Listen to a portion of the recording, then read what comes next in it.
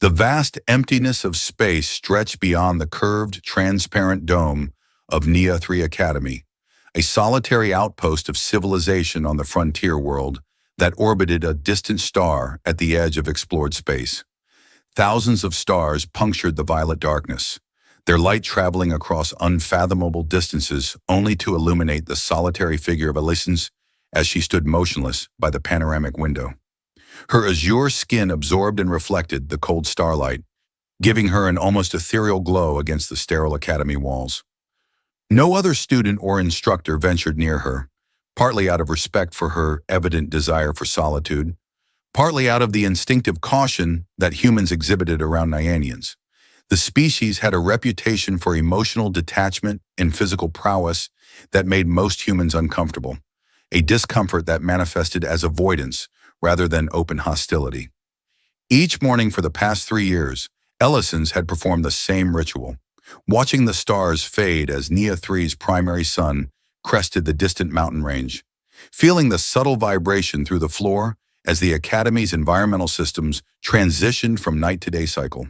During these solitary moments, she allowed herself to experience what her Nianian training identified as unproductive nostalgia, remembering the amber skies of her homeworld and the complex harmonics of her native language that no translation system could adequately reproduce.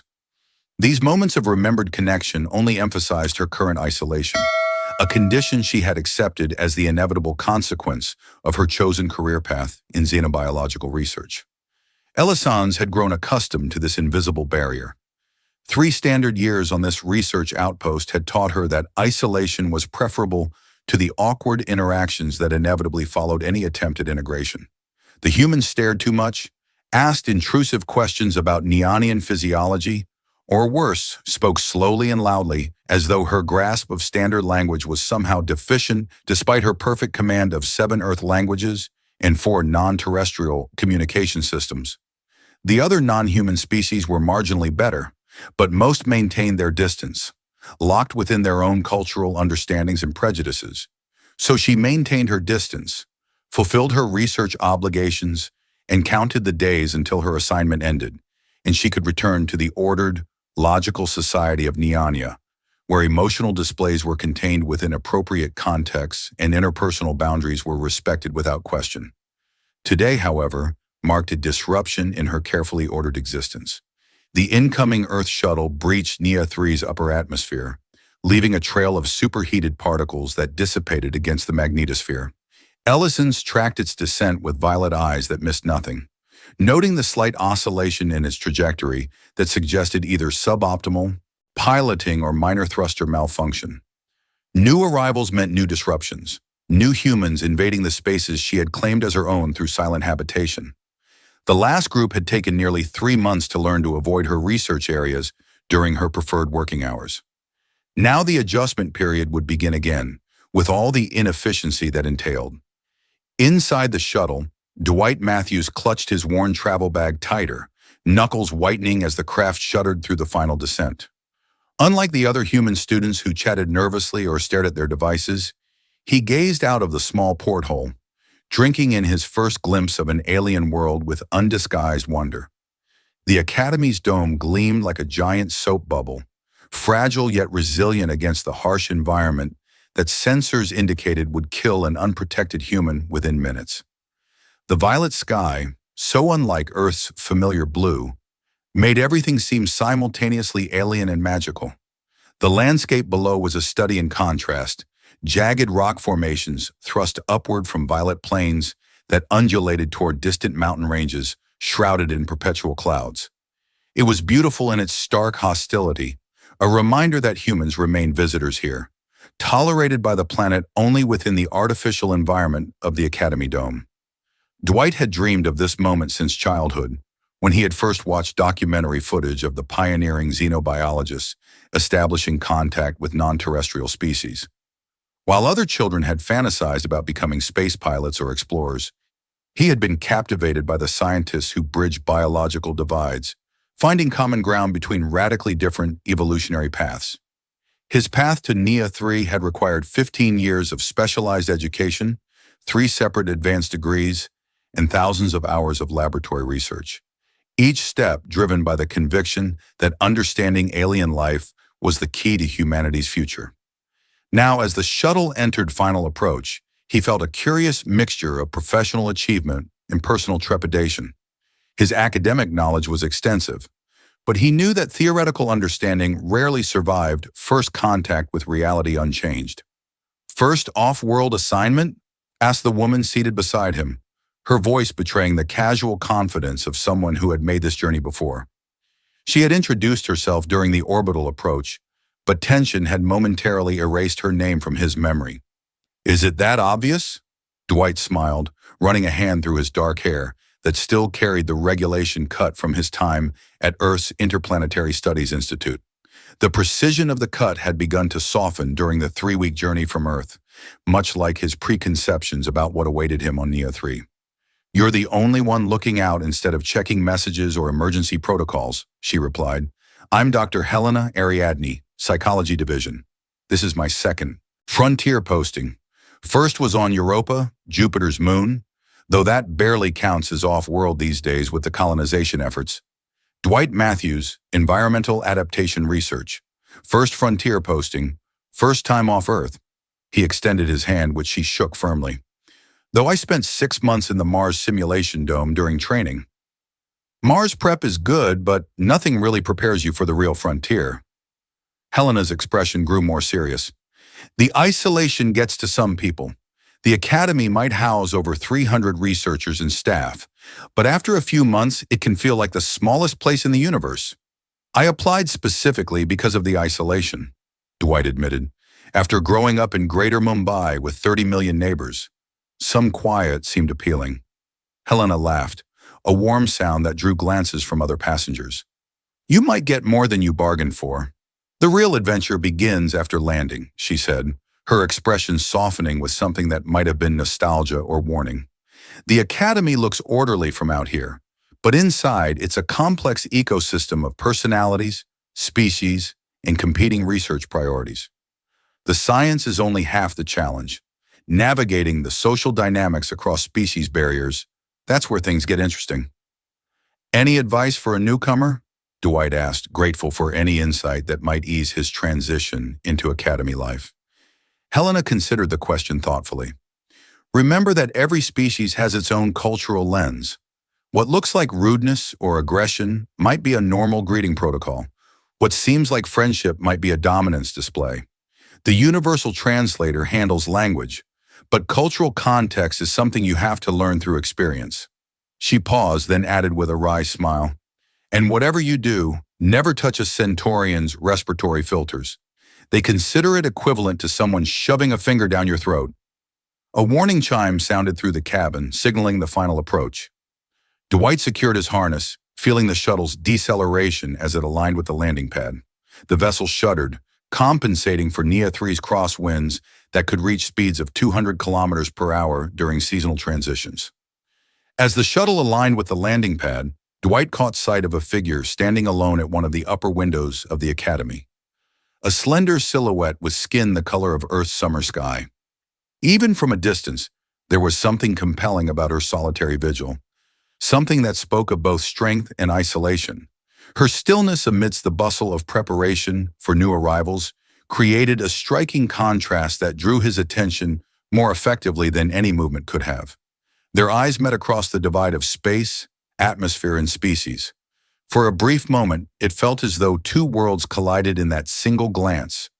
Earth and Nia 3, human and alien, warm, flesh and cool blue skin. Dwight felt an inexplicable connection, a recognition that transcended the obvious physical differences. Elisans was the first to break that connection. She turned away, her footsteps echoing through the empty corridor as she retreated deeper into the Academy. Something inside her had responded to that human gaze in a way she found unsettling, a ripple across the still surface of her emotional control that she would need to examine and resolve through meditation before it affected her research efficiency. The human's eyes had contained something unexpected, an absence of the usual wariness she encountered from his species, replaced instead with genuine curiosity and something more complex that her Nianian cultural framework lacked precise terminology to describe. The experience left her with an unfamiliar sensation of anticipation, as though this particular human might represent something different from the predictable patterns of previous interactions. Such speculation was unproductive, she reminded herself firmly. Statistical probability suggested this encounter would follow the same trajectory as all others. Initial fascination with her alien nature, followed by confusion at her communication patterns, culminating in mutual avoidance. There was no logical reason to anticipate any deviation from this established sequence. The arrival hall buzzed with activity and the lingering scent of spacecraft fuel that the air filtration systems had yet to fully process. Human students clutched their belongings, blinking under the unfamiliar light spectrum that made everything appear slightly off-color. Some already showed signs of the mild disorientation that came with adapting to Nia 3's gravity, approximately 0.92 of Earth standard. Medical staff circulated through the crowd, offering stabilization patches for those experiencing more severe adjustment symptoms. Helena moved through the crowd with practiced efficiency, her tablet displaying the roster of names and assignments.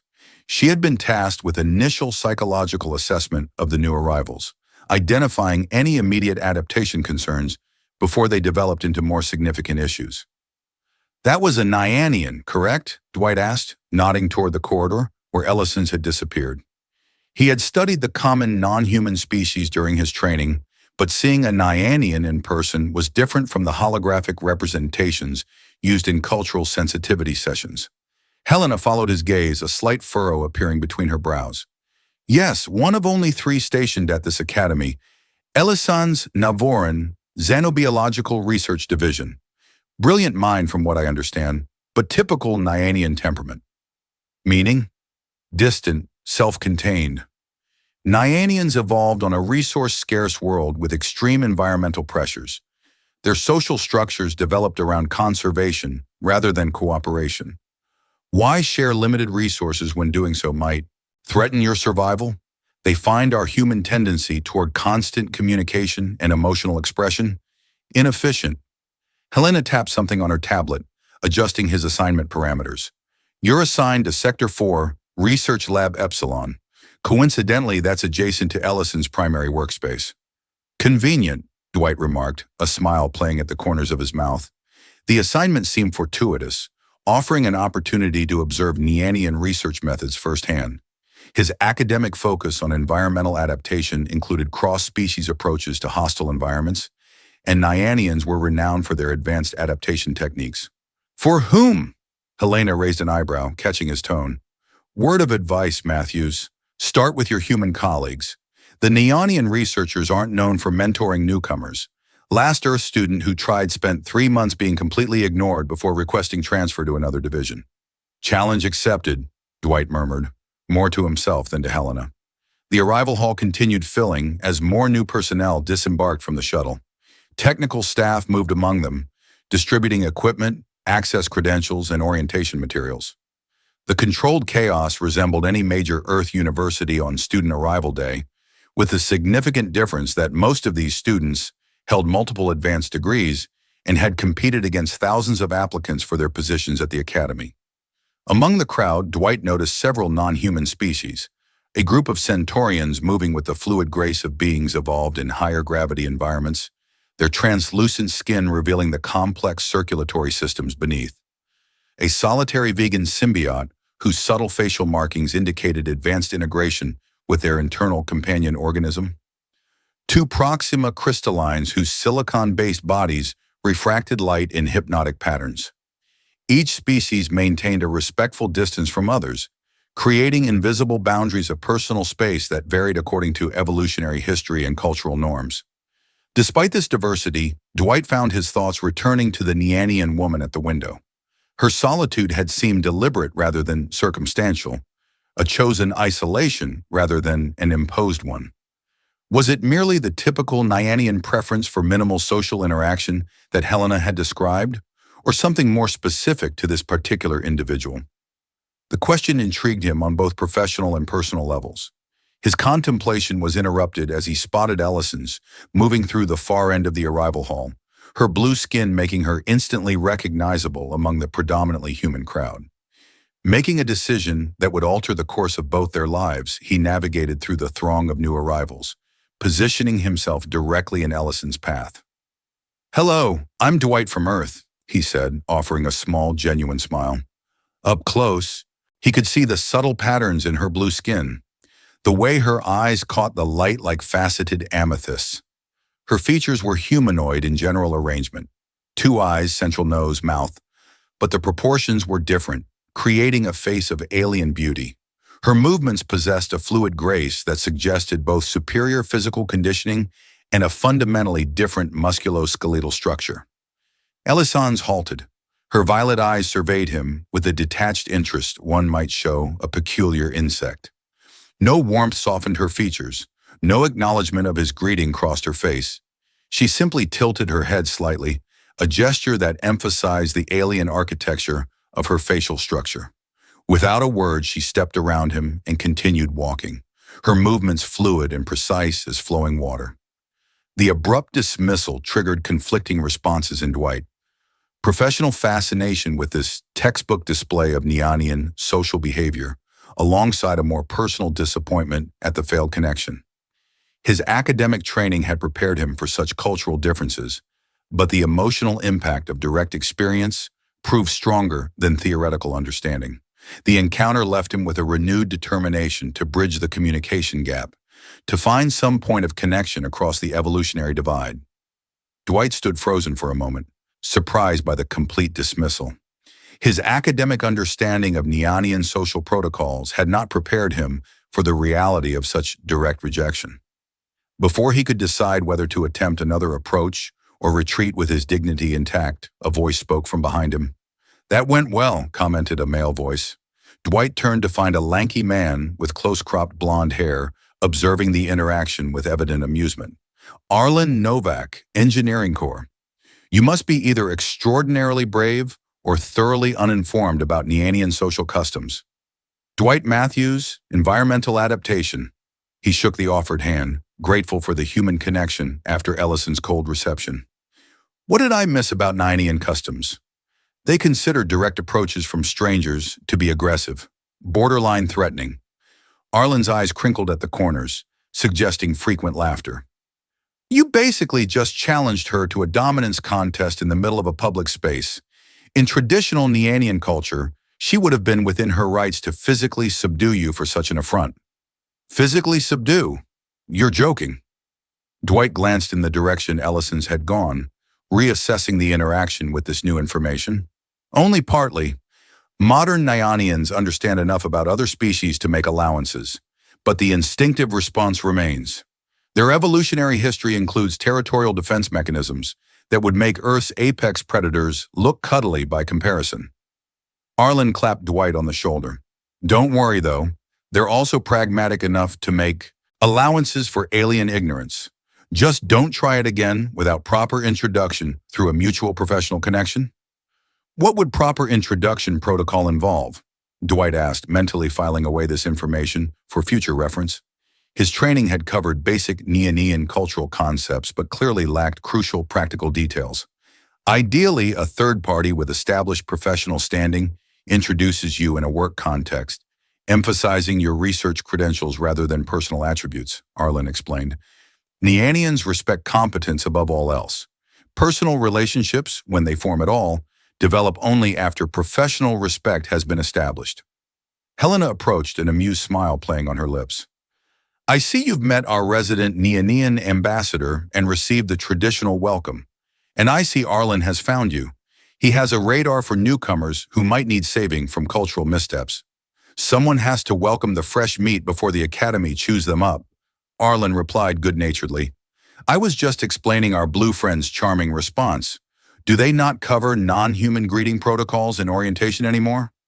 "They do," Dwight admitted, feeling somewhat foolish. "I may have skipped that section to focus on the environmental data. Seems that was an oversight." "Everyone makes at least one major cultural mistake their first week," Helena assured him. "The Centaurians still talk about the research assistant who tried to shake appendages with their respiratory filters." "Seems I've chosen the most challenging introduction possible," Dwight acknowledged with a self-deprecating smile. Everyone needs a challenge, Arlen said. Besides, we're all far from home here. Speaking of which, let me show you to your quarters before the orientation briefing. Director Buddy doesn't tolerate tardiness, especially from new arrivals. As Arlen led him through the Academy's complex network of corridors, Dwight found himself contemplating the unexpected emotions triggered by his brief encounter with Elisans. His professional interest in xenobiology had always included a deep curiosity about non-human psychology, but this experience had affected him on a more personal level than anticipated. Something about her solitude had resonated with his own experience of isolation despite being surrounded by others, an unexpected point of potential connection across the species divide. The irony of feeling connection through mutual disconnect was not lost on him. The Academy's structure resembled a complex honeycomb with specialized sectors connected by transparent tubes and reinforced corridors. Dwight tried to memorize the layout as Arlen led him through a bewildering series of intersections, access points, and security checkpoints. The environmental systems created noticeable microclimates in different sectors. Some areas were cooler, others more humid, all calibrated to the comfort requirements of different species or research needs.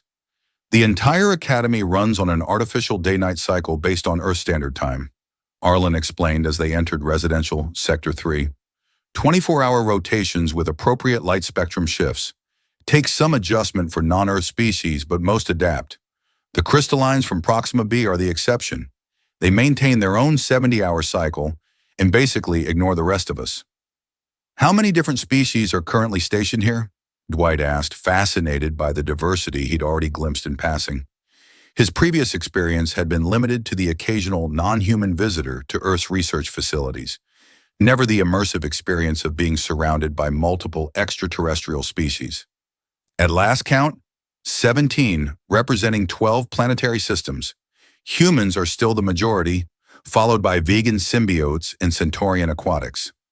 Arlen stopped before a nondescript door marked with the alphanumeric designation RS-342.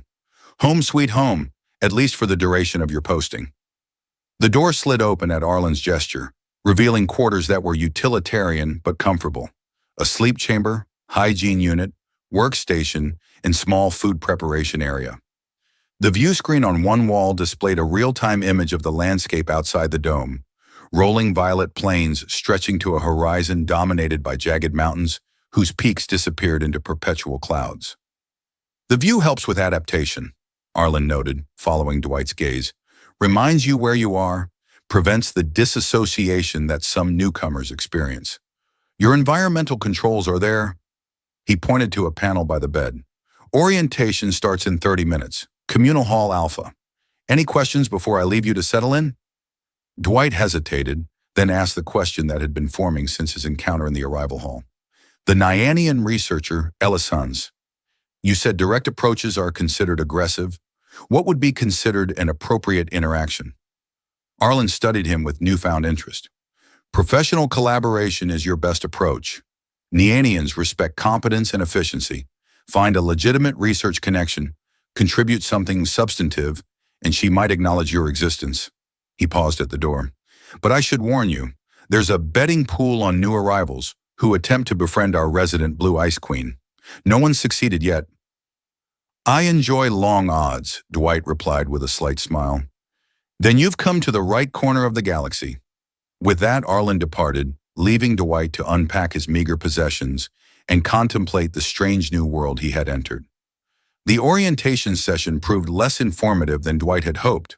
Director Buddy, a tall, imposing man with dark skin and prematurely white hair, delivered a standard welcome speech emphasizing the Academy's mission of fostering interspecies scientific cooperation. The safety protocols section confirmed what Dwight already knew from his preparation. Nia 3 was fundamentally hostile to most forms of life, making the Academy's environmental systems not just a convenience, but a necessity for survival. Any breach in the dome would expose inhabitants to toxic atmospheric compounds and potentially lethal radiation levels. More interesting than the formal presentation was the opportunity to observe the assembled researchers from various species. The human contingent dominated numerically, but representatives from other worlds created a striking tableau of evolutionary diversity.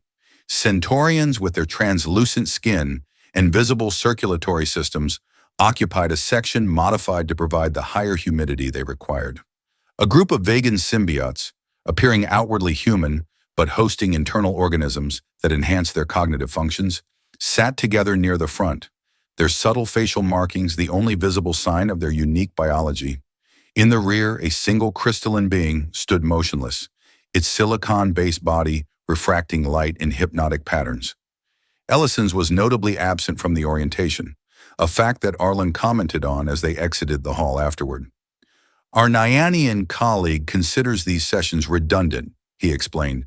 She reviewed the materials before arrival and deemed physical attendance an inefficient use of research time.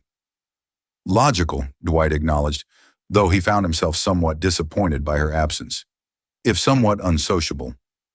Nianians don't prioritize socialization the way humans do, Helena added, joining their conversation. They find our need for constant interaction puzzling at best, irritating at worst. Their own society functions with minimal verbal communication. They consider most human conversation to be empty noise. Yet they join the Interplanetary Research Consortium, Dwight pointed out. That suggests some value placed on cross-species interaction. Value and enjoyment are different concepts, Helena replied with a knowing smile. They recognize the practical benefits of collaboration without necessarily finding the process pleasant, much like humans recognize the value of exercise without all of us enjoying the gym. Dwight laughed at the comparison. Fair enough. So what's the secret to successful collaboration with our blue colleagues? Respect their space, communicate efficiently, and demonstrate competence in your field, Helena advised. Nianians have no patience for uncertainty or unnecessary discussion. Present your ideas clearly, support them with evidence, and accept criticism without emotional displays. Basically, be the opposite of a typical human, Arlen added with a grin. Now, who wants to see the real heart of the Academy? The official tour doesn't include the Engineering Corps' private lounge, which happens to have the best synthesized coffee this side of the Orion Arm. As they walked toward the engineering sector, Dwight mentally reviewed his interaction with Elisans, already forming strategies for a second approach that would respect Nianian cultural norms while establishing the professional connection he sought. The challenge appealed to him on multiple levels: academically, as an exercise in cross-species communication; professionally, as a potential research collaboration opportunity; and personally, though he was reluctant to examine this aspect too closely, as a chance to understand the solitary figure whose brief glance had somehow connected with him across the species barrier. Elisans occupied quarters in an isolated sector, primarily reserved for non-human species, whose environmental needs differed significantly from Earth standard. Her living space was sparse, functional, devoid of decorations or personal items, a stark contrast to the human quarters already cluttered with photographs, trinkets, and colorful textiles from home. The lighting remained at 40% of standard, creating pools of shadow that her Nianian vision navigated effortlessly. Upon returning to her quarters after the unwelcome encounter in the arrival hall, she engaged in a brief meditation cycle designed to process and compartmentalize the experience. The human's direct approach had triggered autonomic responses associated with territorial challenge: elevated heart rate, increased adrenal production, heightened sensory awareness. These physiological reactions were automatic, evolutionary holdovers from Niania's competitive ecosystem, but managing their psychological impact required conscious effort. The meditation technique, developed over thousands of years of Nianian evolutionary psychology, allowed her to analyze the interaction objectively. The human, Dwight, he had named himself, had exhibited none of the traditional human threat displays. His posture had remained open rather than confrontational, his vocal patterns modulated in the frequency range associated with friendly overtures rather than challenge. Most notable had been his direct eye contact, maintained beyond the duration typical of casual human interaction, but without the aggressive staring that would signal dominance assertion. These observations suggested that his approach, while inappropriate by Nianian standards, had been intended as a social greeting rather than a territorial challenge. The realization did not change the fundamental impropriety of the interaction, but did reclassify it from potential threat to mere cultural ignorance. Having resolved this ambiguity, Elisans completed her meditation cycle and turned her attention to more productive matters. She accessed her research terminal, reviewing the latest data on xenobiological adaptation patterns among transplanted Earth flora. The project had occupied her for the past 17 months, studying how plants from Earth's varied biomes adjusted their growth patterns, chlorophyll production, and reproductive cycles to Nia3's radiation spectrum. The work was precise, methodical, and blissfully free from the unpredictable emotional variables that complicated interactions with sentient subjects. An alert appeared on her screen. New research personnel assignments. She scanned the list dispassionately until a name triggered recognition. Dwight Matthews, Environmental Adaptation Research, assigned to Laboratory Epsilon, adjacent to her own workspace. The human from the arrival hall, the one with the direct gaze and inappropriate greeting. She closed the notification with a gesture that betrayed mild irritation. Humans had an unfortunate tendency to attempt friendly overtures that invariably disrupted established work patterns. She would need to establish clear boundaries immediately. A secondary notification demanded her attention. Updated research priorities from the Interplanetary Research Consortium. She opened the file, scanning its contents with increasing concern. The consortium had shifted funding toward adaptive agriculture projects, deprioritizing pure xenobiological research. The change threatened to reduce her resource allocation by nearly 30% in the coming research cycle. Elisans leaned back from the terminal, considering the implications. Her current project would need restructuring to emphasize practical applications rather than theoretical understanding. Perhaps there was potential in combining her xenobiological data with the environmental adaptation research being conducted in Laboratory Epsilon. The thought of collaborative work with a newly arrived human was not appealing, but pragmatism outweighed preference. Scientific advancement and project funding took priority over personal comfort. She composed a brief message to Director Buddy, outlining a proposal for integrated research across departments, emphasizing the practical agricultural applications that would align with the consortium's new priorities. The message was concise, logical, and completely devoid of the frustration she felt at having her research direction externally redirected. Emotions had no place in professional communication. After sending the message, Elisans completed her evening meditation routine, a series of mental exercises designed to process and compartmentalize the day's experiences. The technique allowed for efficient emotional regulation without suppression. Contrary to human perception, Nianians experienced emotions deeply but managed them differently, treating them as data to be analyzed rather than experiences to be indulged. The human's face appeared in her meditation, Dwight Matthews with his direct gaze and inappropriate smile. Something about that brief encounter had registered on a level beyond conscious thought. Perhaps it was simply the novelty of his approach, so different from the cautious avoidance most humans displayed toward her. Or perhaps it was the complete absence of fear in his expression, an unusual response when confronting a species known for superior physical strength and occasional territorial aggression. Elisans completed her meditation with a final mental cataloging of the day's events, then prepared for sleep. Tomorrow would bring new challenges, including the potential necessity of collaborative work with Laboratory Epsilon. She would approach the situation with appropriate professional detachment, regardless of any anomalous reactions to its newly assigned researcher. Every morning, Elisans followed the same routine. She awoke before the artificial daylight cycle began, performed a series of stretching exercises that made her lithe body bend in ways impossible for human anatomy, then headed to the training facility during its least populated hours. There, she pushed herself through a grueling regimen, pull-ups that would exhaust most humans after 5 repetitions, sprints at speeds that blurred her form, weight training with settings that would crush human bones.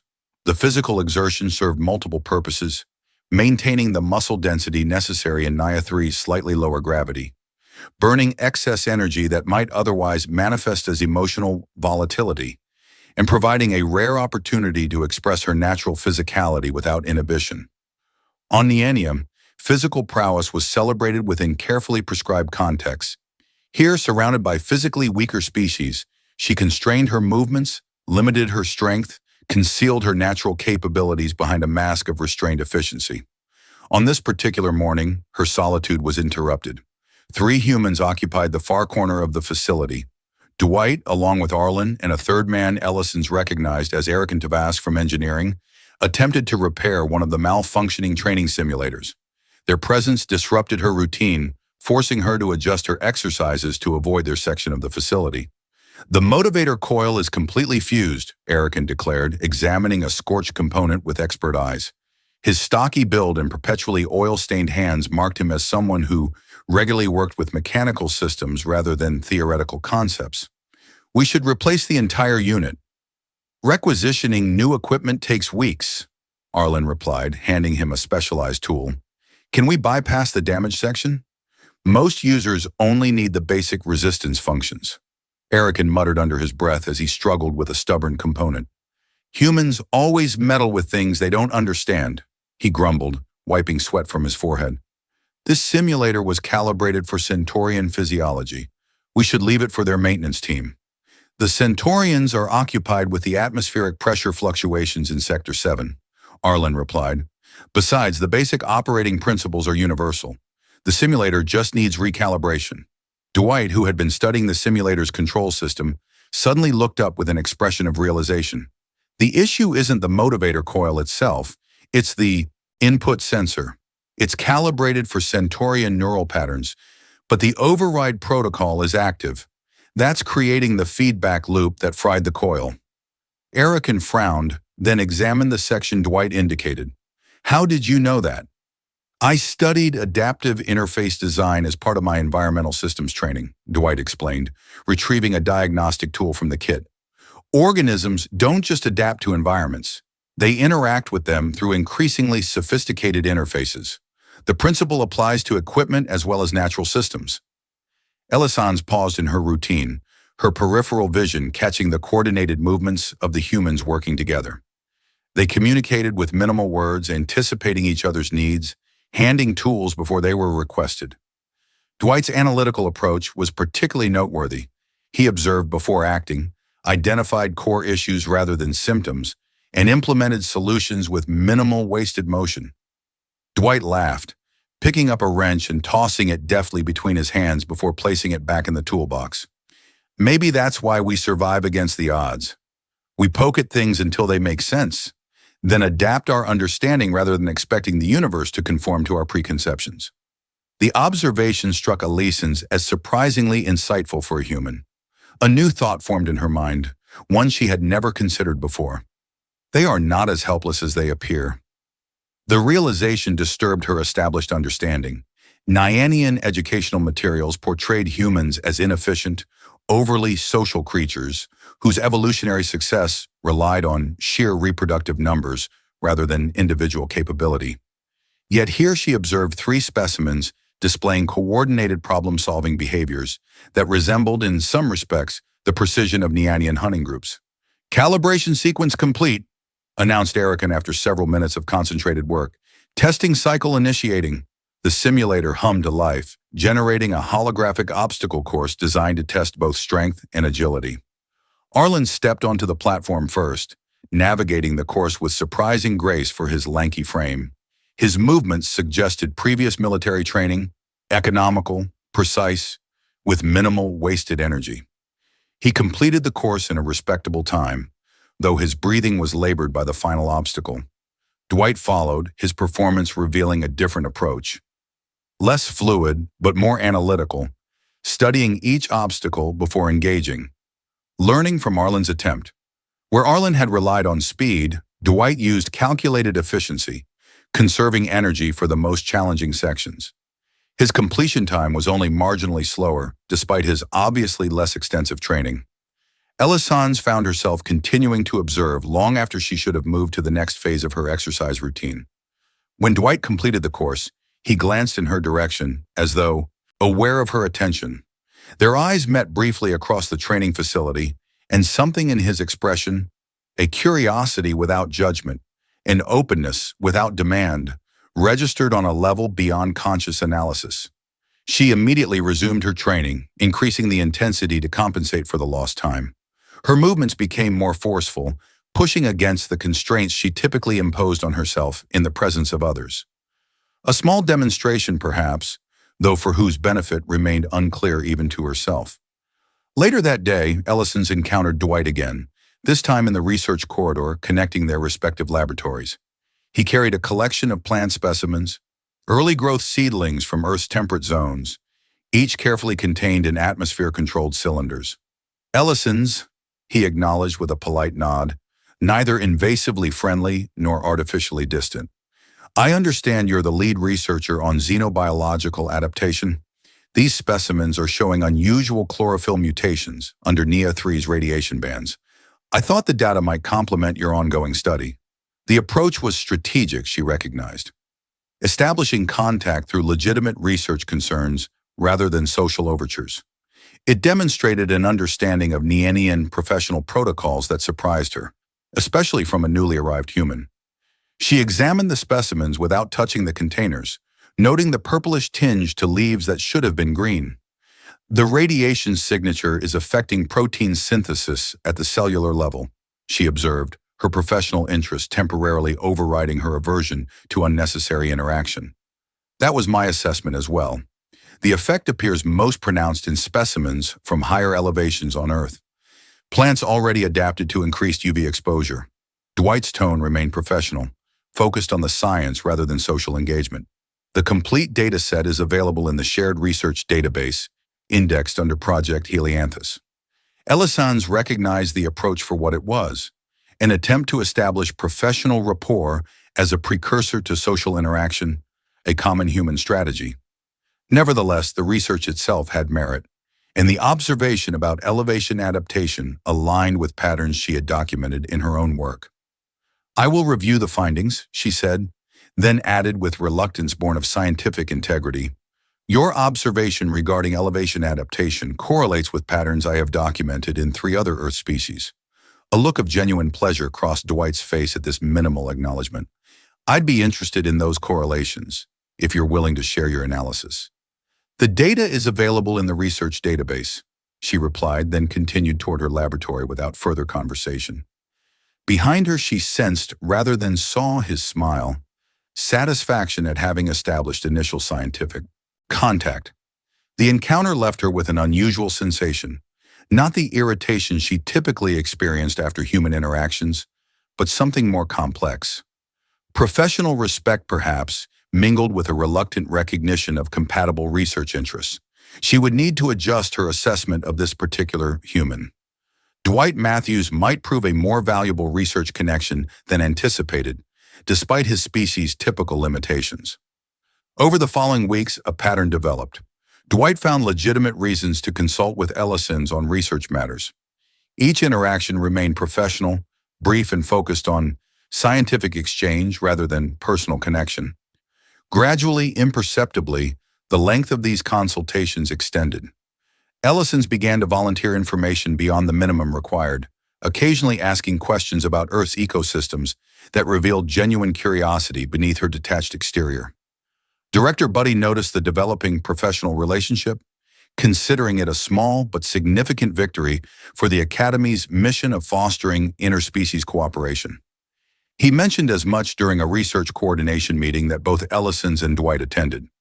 The consortium has expressed particular interest in your collaborative findings on adaptive chlorophyll mutations, he noted, addressing both researchers. They've allocated additional resources for expanded research in this direction.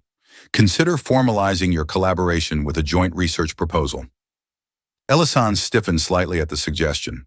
Informal consultation was one thing. Formal collaboration implied a level of ongoing interaction that pushed against her comfort boundaries. The current arrangement has proven adequately efficient, she replied, but not optimally efficient, Director Buddy countered, familiar enough with Nianian psychology to frame his argument in terms of efficiency rather than social benefit. Duplicated research processes, parallel documentation, separate analysis of complementary data, all represent resource expenditure that could be eliminated through formalized collaboration. Put in those terms, resistance would be illogical. Elisans inclined her head slightly in acknowledgement. A reasonable assessment. I will prepare a collaboration framework. Dwight, who had remained silent during this exchange, spoke carefully. I suggest a distributed research model with clear domain separation and scheduled integration points. This would maintain individual work autonomy while maximizing collective output. The suggestion demonstrated an understanding of Nianian work preferences that surprised Elisans. She glanced at him with newfound consideration. An acceptable approach. We can establish operational parameters this afternoon.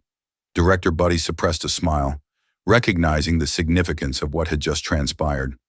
In Nianian terms, Elisans had just accepted Dwight as a legitimate research partner, a status few humans had achieved with her species. The Academy functioned as both a research facility and a training center for interspecies cooperation. Various experiments were conducted daily, most involving energy manipulation, atmospheric adaptation, and resource optimization, critical skills for survival on the harsh frontier planets.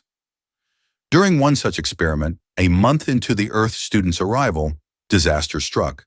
The day began unremarkably. Elisans monitored plant specimens under variable light conditions. Dwight worked 3 laboratories down the corridor, analyzing soil composition samples. Helena conducted psychological evaluations of adaptation stress in a newly arrived group of researchers. Arlen and Erican collaborated on power distribution improvements for the Academy's Western Quadrant. The first indication of trouble came as a subtle vibration through the floor, a tremor so slight that many humans failed to notice it. Elisans paused, her sensitive Nianian nervous system registering the disturbance. She secured her specimens automatically, then moved to the laboratory entrance, scanning the corridor for visible signs of malfunction. The emergency communications system activated with a low-pitched tone that immediately captured all personnel's attention. "Attention, all personnel," Director Buddy's voice announced, the formal calm of his tone belied by its underlying tension.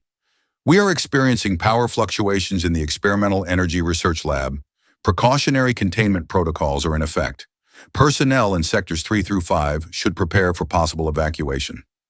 Elisans moved quickly to implement laboratory security measures. Her research specimens represented months of work that could be lost if environmental controls failed. As she transferred the most sensitive samples to self-contained preservation units, Dwight appeared at the laboratory entrance. "The energy research team lost containment on their prototype reactor," he reported without preamble, respecting her preference for direct communication. "They've initiated emergency shutdown, but the system is showing cascade failure warnings." Before Elisans could respond, the world exploded around them. The explosion ripped through the energy research block without warning. A blinding flash preceded the concussive wave that shattered reinforced windows and buckled interior walls. Alarms screamed to life, red emergency lights pulsed, and thick smoke billowed through ventilation shafts. Chaos erupted as students and instructors alike scrambled for safety. In the confusion, structural supports began to fail, sending chunks of ceiling crashing down. Elisans had been monitoring a separate experiment when the blast wave hit. Her naturally enhanced reflexes allowed her to brace against the shock, while nearby humans were thrown off balance. The laboratory's emergency containment protocols activated, sealing hazardous materials and protecting critical research. Through the thickening smoke, she spotted Helena stumbling beneath a groaning section of ceiling, disoriented from a head wound that left a trail of crimson across her forehead. Acting on instinct rather than conscious decision, Elisans lunged forward, grabbed the human woman around the waist, and pulled her into the corridor just as the structure collapsed. The sound of pulverized composite materials filled the air, along with the acrid scent of electrical fires and the hissing of ruptured pneumatic systems. "Thank you," Helena gasped, pressing a hand to her bleeding forehead. "What happened? Was it the power core?" Before Elisans could respond, Dwight emerged from an adjacent lab, his face smudged with soot, a makeshift filter mask covering his nose and mouth.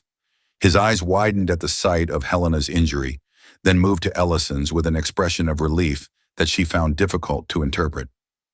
"The main energy research lab," he explained, voice muffled behind his mask. "Something went wrong with the containment field for the experimental reactor. Secondary explosions are happening throughout the power distribution system." Without hesitation, he rushed to help, supporting Helena's other side as they navigated the smoke-filled passage. Together, they half-carried, half-dragged the semi-conscious woman toward the emergency evacuation point designated for this sector. Their progress was impeded by fallen debris, structural damage, and the growing number of injured personnel seeking the same exit. "The ventilation system is compromised," Erican's voice crackled through a damaged communicator that Dwight had salvaged from a fallen security officer. "If pressure continues to build, the dome integrity will fail. Engineering estimates 19 minutes before critical failure." Elisans' jaw tightened, muscles flexing beneath her blue skin. The implications were clear to everyone. Dome breach meant exposure to Nia 3's toxic atmosphere, a lethal mixture of sulfur compounds and metallic particulates that would destroy human lung tissue within minutes and even challenge her own species' advanced respiratory filtration. It meant death for every living being inside the academy. They needed to act immediately. The medical bay had transformed into a scene of controlled chaos. Director Buddy, attempting to coordinate evacuation efforts, moved through the crowded space with purposeful strides, but communications between sectors were fragmenting. Injured students lay on every available surface, while medical staff moved between them with increasing desperation. "We've lost contact with sectors 5 through 9, reported a communications technician, her voice strained. "The emergency shelter in Sector 4 is at capacity.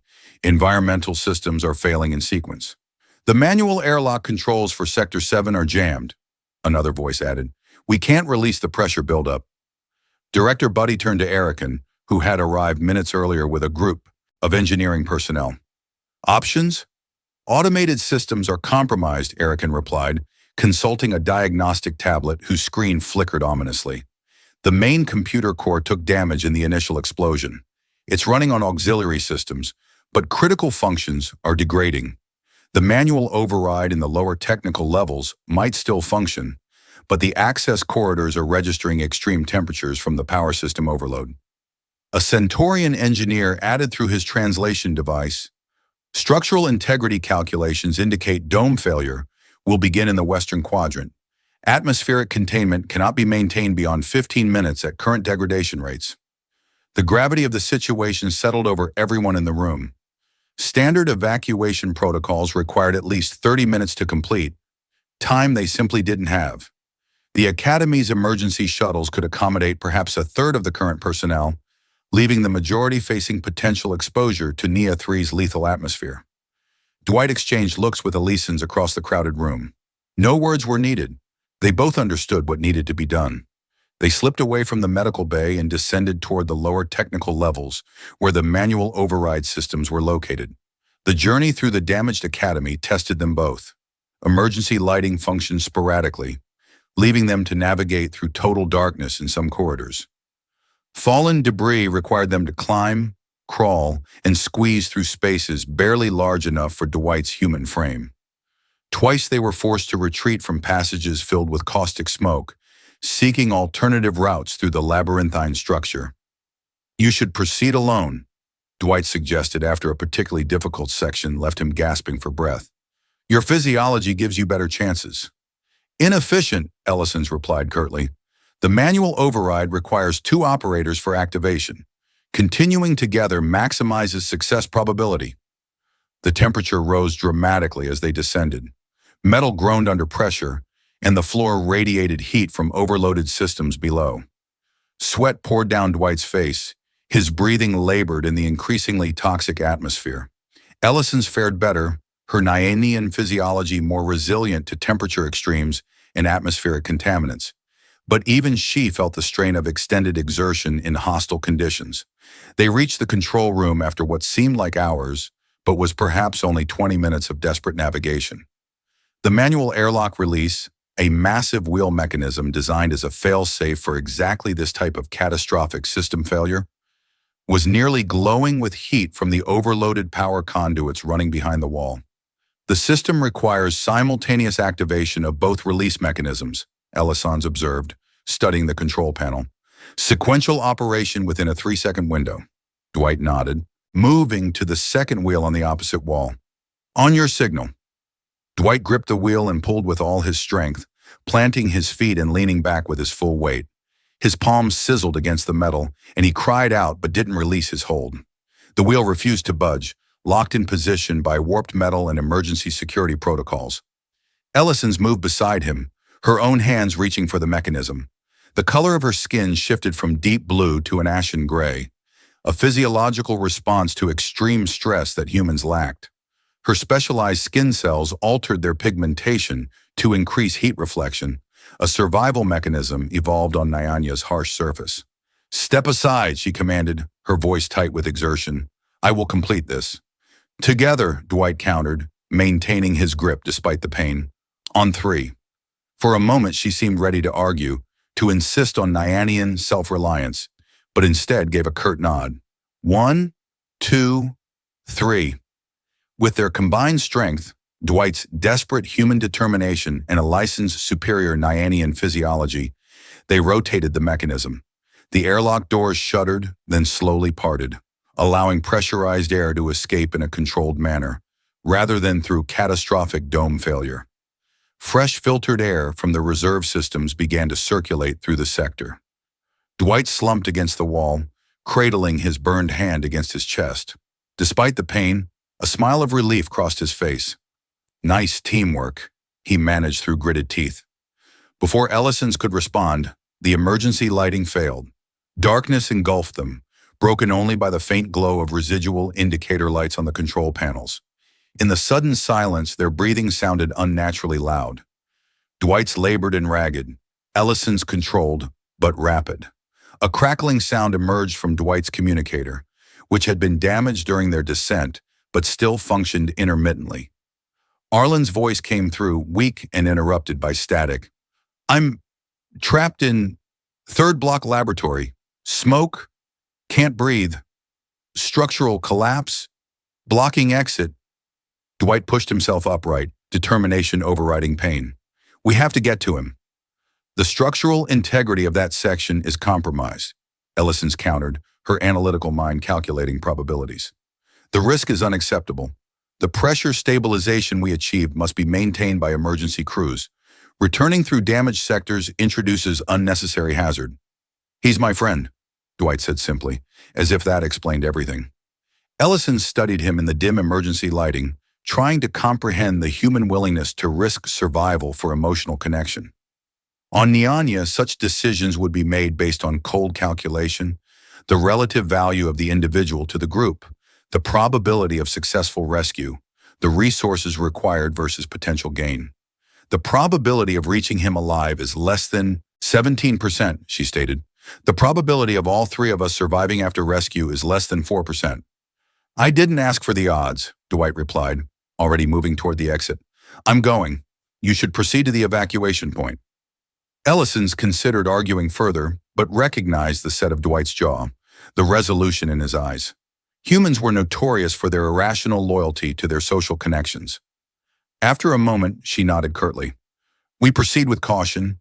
Your knowledge of human resilience combined with my physical capabilities increases survival probability to approximately 23%. "I'll take those odds," Dwight said, managing a pained smile. "Lead the way. Your vision is better in low light." They navigated the darkened corridors slowly, using the heat signatures that Elisans could detect through the metal walls to avoid hot spots where fires raged behind sealed doors. The air grew increasingly difficult to breathe, thick with dust and chemical particles. Dwight tied a piece of fabric over his mouth and nose, but it provided minimal protection. His lungs burned, and each breath became a struggle. Elisans maintained a pace that challenged Dwight without exceeding his capabilities. Occasionally she would stop and listen, her auditory sensitivity detecting structural stresses that human ears missed. Twice she altered their course seconds before ceiling sections collapsed where they would have been standing. "How do you know?" Dwight asked after the second near miss. "Metal speaks before it breaks," she replied. "The frequency changes. Your species cannot hear it." The response was automatic, but she realized with mild surprise that she had volunteered information unnecessarily, a behavior typical of human interaction patterns rather than Nianian efficiency. The crisis situation was affecting her normal protocols, creating behavioral adaptations that would require careful examination during her next meditation cycle. After what seemed like hours but was perhaps only 40 minutes of careful progress, they reached the corridor leading to the laboratory where Arlen was trapped. The entrance was blocked by fallen debris. Structural beams, ceiling panels, and tangles of cabling formed a nearly impenetrable barrier. Smoke seeped through the cracks, carrying the distinctive acrid scent of burning synthetic materials. Dwight immediately began shifting smaller pieces of metal and composite materials, ignoring the way they scorched his already injured hands. His movements betrayed both desperation and exhaustion, but he continued with single-minded determination that Elisans found simultaneously illogical and compelling. Elisans assessed the larger structural beam that had collapsed across the doorway. Its weight exceeded what any human could lift, perhaps even what she could move alone. Using a broken pipe as a lever, she positioned it under the beam and applied her considerable strength. Her body trembled with the effort, blue skin darkening with exertion as she slowly raised the massive obstruction. "Now," she grunted. "Quickly!" Dwight ducked under the raised beam and disappeared into the smoke-filled room. Long moments passed, each second increasing the strain on Elisans' muscles as she held the crushing weight of the beam. Just as her strength began to falter, movement appeared in the doorway. Dwight emerged supporting Arlen, who was coughing violently but conscious. Blood streaked his face from a head wound similar to Helena's, and his left arm hung at an unnatural angle that indicated a broken bone. "Don't leave me," Arlen gasped between coughs, his eyes wide with the primal fear of abandonment. "Not planning to," Dwight replied, his voice strained but steady. They retreated down the corridor, but the smoke was thickening. All three collapsed near an emergency airlock, their lungs desperate for clean air. Elisans pressed the manual release, but the small indicator light remained red. The system was offline. "We need another route," she managed, her normally melodic voice rough from smoke inhalation. Arlen leaned heavily against the wall, his breathing shallow and labored. "There's a maintenance shaft behind the environmental control panel." He pointed weakly to a section of wall marked with technical specifications. "Emergency access for repair crews." Dwight moved to the panel and pried it open with trembling hands. Behind it lay a narrow vertical shaft with ladder rungs embedded in the wall. "It's tight, but we can make it. Arlen first, then you, Elisans. I'll bring up the rear." Arlen shook his head weakly. "Can't climb, arms broken." "Then I'll carry you," Dwight insisted. Elisans interrupted. "Inefficient. I have greater strength. I will carry him." Before either human could protest, she lifted Arlen as carefully as his injuries allowed and began ascending the ladder one-handed, a feat of strength that would have been impossible for most humans. Dwight followed, his movements increasingly labored as exhaustion and smoke inhalation took their toll. They emerged in an upper corridor that showed less damage than the lower levels. The air was clearer, though still far from clean. Arlen had lapsed into semi-consciousness, responding only to direct questions with mumbled answers. At that moment, Erican's voice came through the communicator again, clearer this time. "Attention all personnel. Cooling system stabilized in sectors 1 through 3. Repeat, cooling system stabilized. Proceed to evacuation points in stable sectors." The news should have been entirely positive, but something in Erican's tone alerted both Dwight and Elisans to a hidden concern. Their suspicions were confirmed moments later when he added, "Water containment in sectors 4 and 5 has been compromised. Flooding in lower levels. Proceed to upper evacuation points only." Through failing emergency lights, Elisans spotted water seeping under a doorway at the end of their corridor. She grabbed Dwight's arm, pulling him toward a maintenance stairwell. "Up! We must go up!" They struggled up the stairs, supporting Arlen between them. The metal steps were slick with water and ash, treacherous under their exhausted feet. Halfway up, Dwight's foot slipped on a step made slippery by the mixture of water and debris. He lurched sideways, momentum carrying him toward the open side of the stairwell. For a heart-stopping moment, he teetered on the edge of a 20-meter drop to the flooded level below, his free arm windmilling in a desperate attempt to regain balance. Elisans' hand shot out, catching his wrist in an iron grip. With one arm still supporting Arlen, she held Dwight suspended over the drop, her muscles straining against the combined weight. In that moment, the full difference between Nianian and human physiology was displayed. What would have been impossible for a human was merely extremely difficult for her. "We will not die today," she stated, her eyes locked with his. With strength born of desperation, she pulled him back to safety. They continued their ascent, each step a victory against fatigue and injury. The water level rose below them, carrying debris from the damaged sections and threatening to flood even higher levels of the academy. On the upper level, Helena waited with a group of survivors who had managed to reach the emergency shelter. She rushed forward as she saw them emerge, helping to lay Arlen on a makeshift bed. Dwight collapsed beside him, consciousness finally slipping away as the adrenaline drained from his system. His breathing was shallow, labored, each inhalation a struggle against smoke-damaged lungs. "Breathe! Come on, Dwight! Breathe!"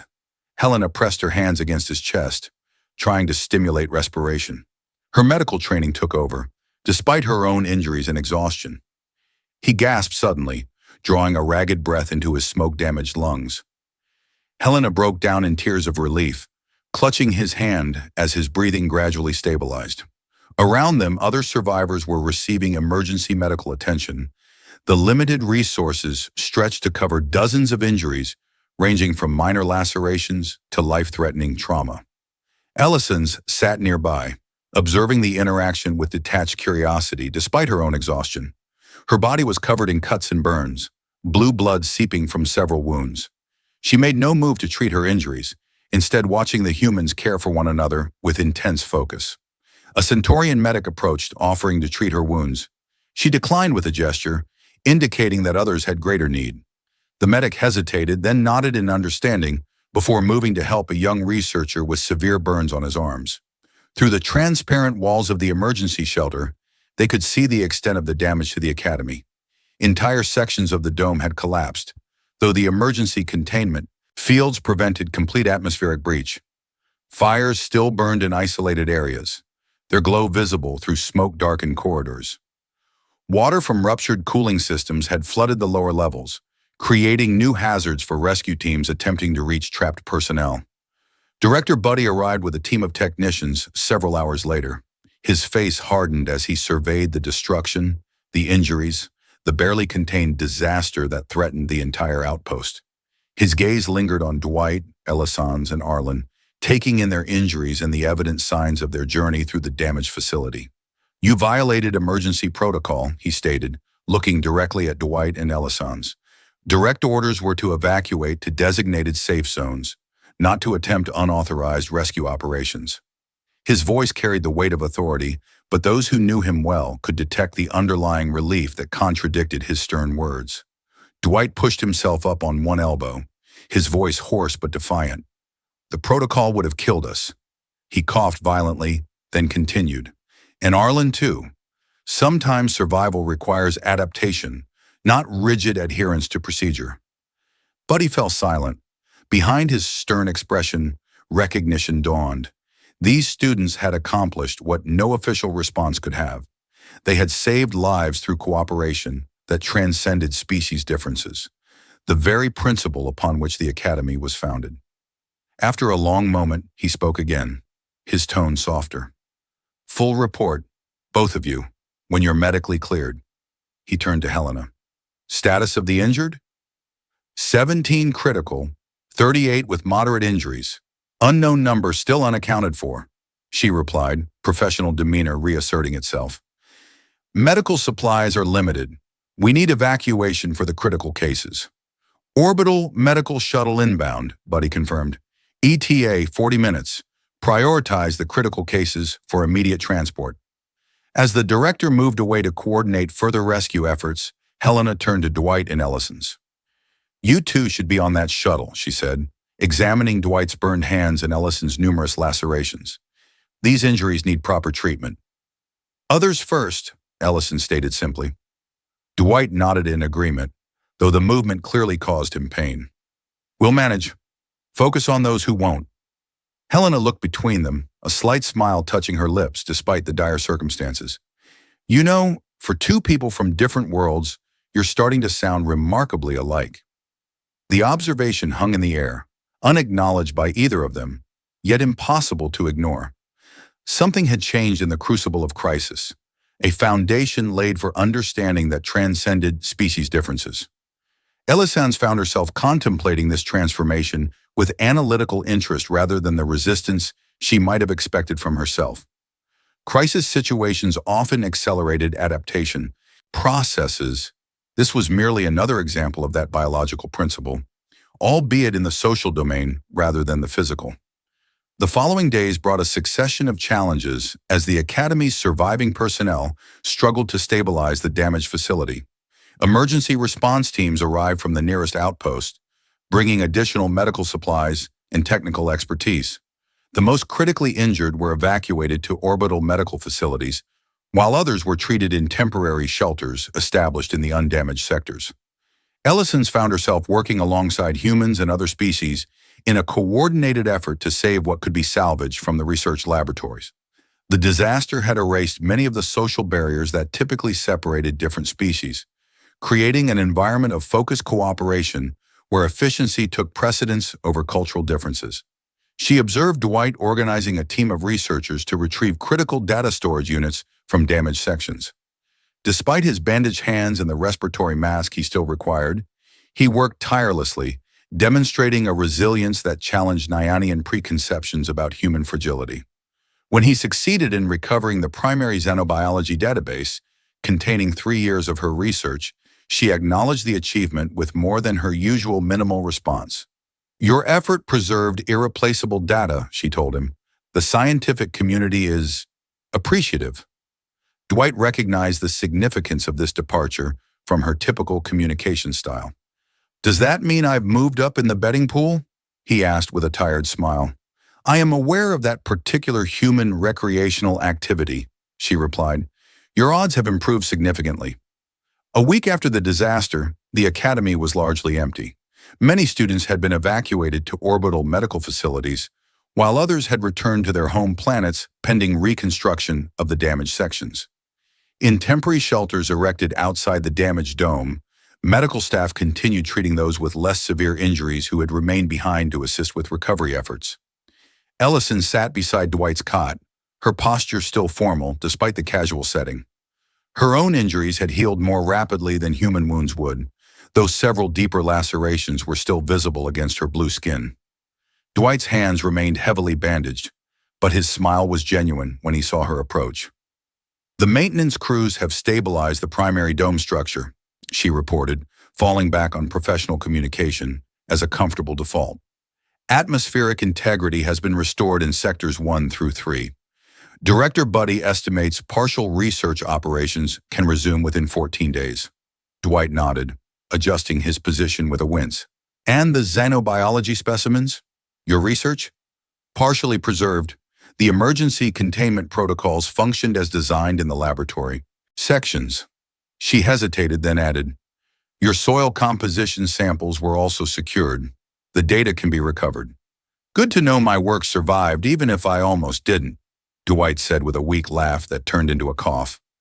Silence fell between them, comfortable in a way that would have been unimaginable before the disaster. Elisans studied his face, noting the fatigue lines around his eyes, the stubble that had grown during his days of recovery, the resilience that showed in his expression despite evident pain. "You could have escaped on your own," he said finally, breaking the silence. "Why did you stay? Why help me find Arlen when the logical choice was self-preservation?" The question caught her by surprise, not because of its content, but because she had been contemplating the same point during her meditation cycles. Nianian behavior typically prioritized survival above all other considerations.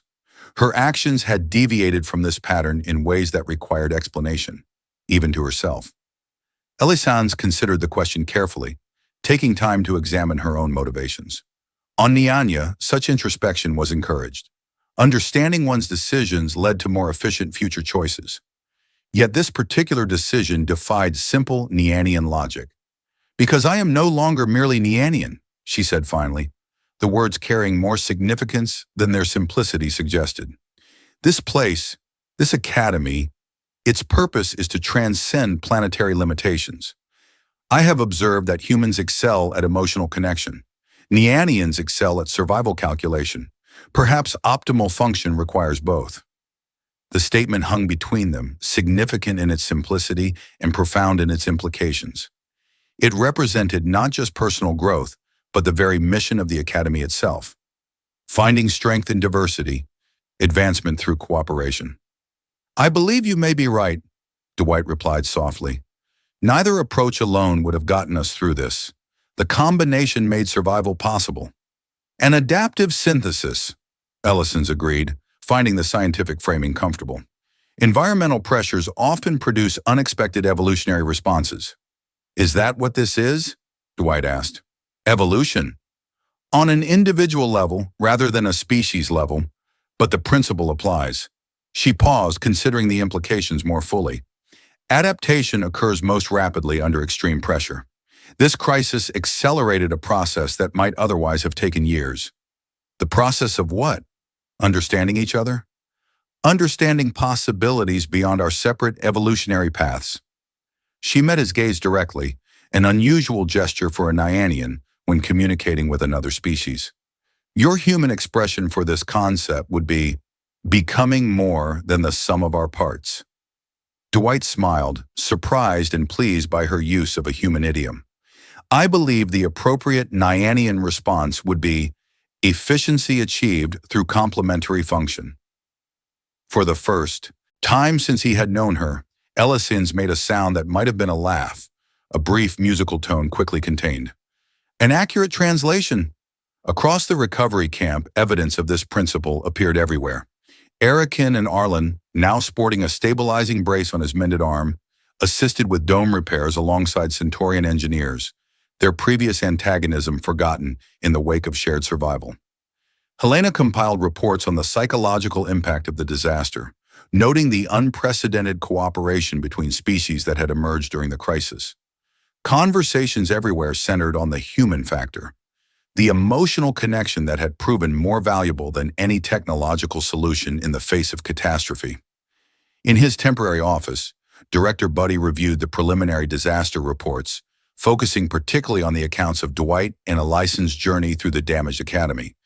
Their combined strengths, Nianian physical capability and human emotional resilience, had achieved what neither could have alone. It was, he realized, the embodiment of the Academy's core mission. He signed an order that would change the future of interspecies training. Interspecies training project to continue with expanded scope.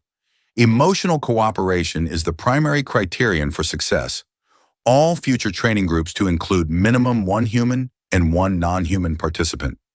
The following weeks brought gradual improvement to both the Academy's physical structure and its social dynamics. Reconstruction teams worked continuously, restoring critical systems and repairing damaged sections. Research activities resumed in a limited capacity, with priority given to projects deemed essential by the Interplanetary Research Consortium. Dwight and Elisans found their professional collaboration expanding beyond the initial boundaries. Their joint research on adaptive biology attracted attention from the wider scientific community, leading to additional resource allocation and research assistance. Working together daily, they developed communication patterns that bridge the gap between human expressiveness and Nianian efficiency, a hybrid approach that maximized their collaborative potential. Personal boundaries shifted as well, though more gradually. Elisans began accepting Dwight's invitations to join research team meals occasionally, rather than eating alone. Dwight learned to recognize the subtle signs of Nianian emotional states that most humans missed entirely, the slight color variations in her skin that indicated stress, curiosity, or satisfaction, the almost imperceptible changes in posture that communicated approval or disagreement more clearly than words. Other Academy personnel noticed the evolution of their relationship, though interpretations varied across species. Human researchers viewed it as a heartwarming narrative of cross-species friendship.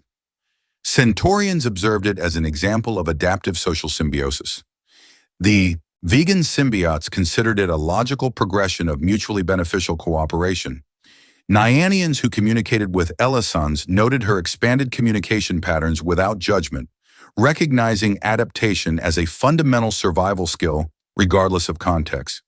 As twilight fell on Nia 3, painting the violet plains in deepening shades of indigo, Elisans found herself standing by a temporary viewport that had been installed in the shelter structure. It reminded her of the window where she had first seen the Earth shuttle arrive, where everything had begun. This time, she was not alone. Dwight stood beside her, watching the same alien landscape. The reconstruction team found something interesting in the wreckage, he said, breaking their companionable silence. My research notes on plant adaptation were fused with your xenobiology data during the power surge. The combined information revealed a pattern neither of us had identified independently.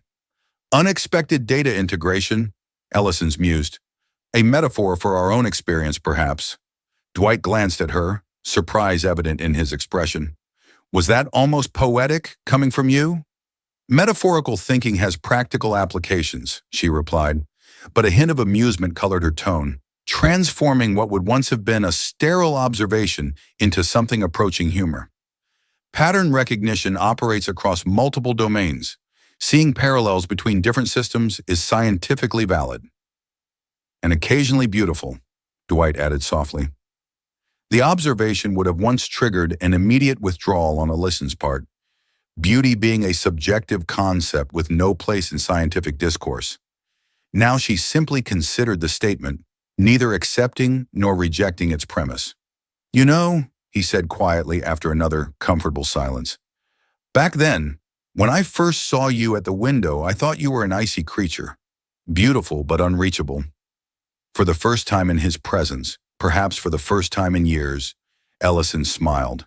The expression transformed her features, softening the sharp angles of her face, revealing a warmth that few had been privileged to witness. Perhaps, but even ice has a heart if you manage to melt it. The admission of change, of growth, hung between them. Not a weakness as traditional Nianian philosophy might have classified it, but a strength born of adaptation. Survival on the frontier required flexibility, the willingness to incorporate new understandings, to evolve beyond the limitations of any single species' perspective. Does that mean I won the betting pool? Dwight asked with a grin. That depends on the specific parameters established for victory, Elisans replied, but her tone lacked its former rigidity. If the criterion was meaningful communication beyond professional necessity, then yes, victory conditions have been satisfied. And if the criterion was friendship? The question touched on concepts that Nianians and humans defined differently. Friendship to humans encompassed emotional connection, mutual support, shared experiences. To Nianians, the closest equivalent concept translated roughly as consistent alliance of mutual benefit, a more pragmatic understanding, but not entirely dissimilar in practical application. By Nianian standards, we have established a functional partnership that transcends immediate survival necessity, she acknowledged. By human standards, I believe the term friends would not be inaccurate. Dwight's smile widened. High praise indeed from a Nianian. I'll take it. Night descended on the academy. Most inhabitants slept, exhaustion finally claiming them after days of crisis management and recovery efforts. On the horizon, rebuilt sectors of the dome glimmered faintly, but a portion remained cracked, a reminder of vulnerability and resilience both. Elisans walked through the silent corridors of the shelter, pausing near the laboratory where they had rescued Arlen. She placed her palm against the wall, leaving a faint blue imprint, a mark of survival, of presence, of connection. The gesture would have been meaningless on Niania, perhaps even considered irrational. Here it felt right, a declaration that transcended words, a testament to change. As a new day approached, Dwight prepared to join an orbital medical transport for advanced treatment of his injured hands. The procedure would require several days, after which he would return to assist with the Academy restoration. He stood near the airlock, equipment packed and ready for the shuttle's arrival. Footsteps behind him made him turn, and he found Elisans standing in the same spot where they had first met, her blue skin catching the early light that filtered through the temporary shelter's translucent ceiling. For a moment it seemed they had come full circle, yet everything had changed in ways neither could have anticipated.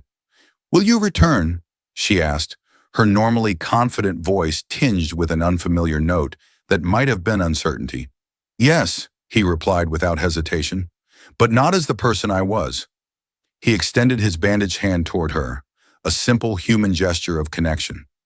Elisans hesitated, then slowly reached out and took it, blue fingers intertwining with tan ones. The touch bridged more than physical distance. It connected worlds, perspectives, futures.